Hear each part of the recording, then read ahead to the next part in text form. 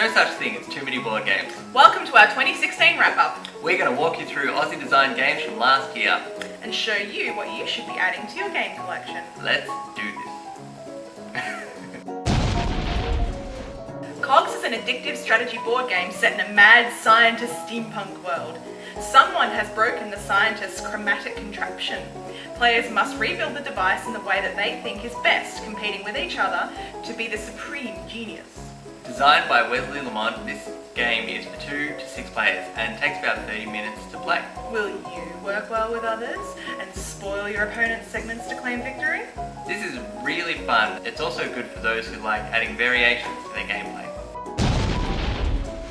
Wrapup is a card matching puzzle game about the delicious art of burger making. Fill orders and earn prestige and be the best burger chef in town. It's that simple, but not that easy. Designed by Matt Parks, this game is for 2 to 4 players and goes for about 40 minutes. You can make your burgers as fancy and gourmet as you like and get extra prestige for renovating your restaurant. Wrapup also won the Dice Tower Seal of Excellence Award. Shiny! Man, this makes me want to eat so many burgers. So many burgers. All the burgers. All the burgers. If you're a role player, then Tavern Fame is the board game for you. This bidding, press your luck game is about telling tall tales. Each player is assigned a high fantasy character that's boasting about how many enemies they've recently killed on their adventures. Players compete with each other to drink, bluff, and win the hearts and minds of the tavern patrons. There are 2 paths to victory. The first player to win 10 patrons, or the player with the most patrons when the pool runs out. Designed by Sparke and Dylan Shearer, this game can play 2 to 8 players. Great for those big board game days. What tales of heroism will you weave? The one with the watermelon! Next we have Survive the card game, developed by Duncan Beale. The game is set in a nuclear winter. Ooh, exotic!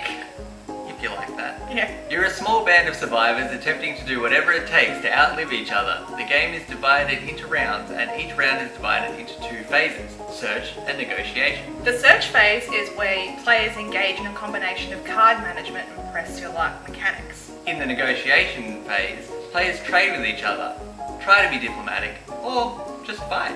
At the end of every round, players need to have one of each resource: food, water, and shelter to stay in the game. For each resource a player doesn't have, they will lose a life. Once your 3 lives have been eliminated, you're out of the game, and the last player standing wins. This competitive game is for 3 to 7 players and may involve the permanent straining of friendship. But only if you backstab each other. Scuttle is a fast-playing card game. Players scheme, battle, and steal to be the first to collect 21 doubloons. Each turn you either draw a card or play a card. Do you want to draw 2 cards or steal the treasure chest your opponent just played? Or would you rather wipe the board, knowing that your booty is protected? This our game be for 1 to 5 pirates are. Town Squares is a strategic game where players place cards to claim land and make formations to score points. The object is pretty simple. The player that ends with the most points wins. This game is for 2 to 4 players and is quick to play, making it really good for when you're having a game night and you're waiting for the other people to turn up and you need a little bit of a filler. That's all the time. All the time. Will you lord it over the other noble houses and claim the territory? I call them huge tracts of land. I guess they are. Mecha Strike Arena is not a cool console game, but a cool miniatures combat game set in a sci-fi setting, using giant mecha to beat your opponent in the galaxy's most entertaining sport. From Terry Masson and Dare Games Oz, this fun game is for 2 to 4 people and can take as little as 30 minutes or as long as 2 hours to play.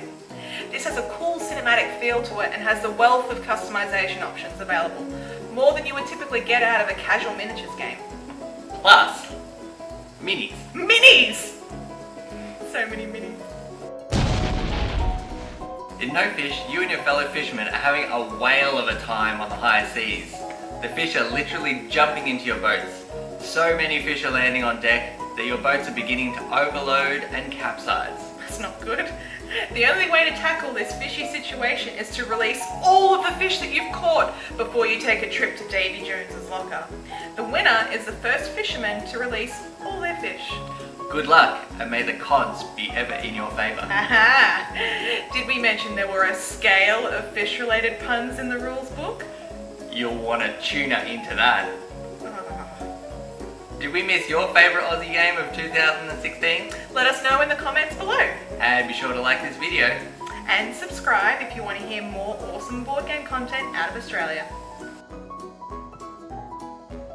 What tales of heroin will you eat? Heroin? Heroin! What tales of heroin? Tales of heroin! Oh no! Oh, no. I don't think I should help that.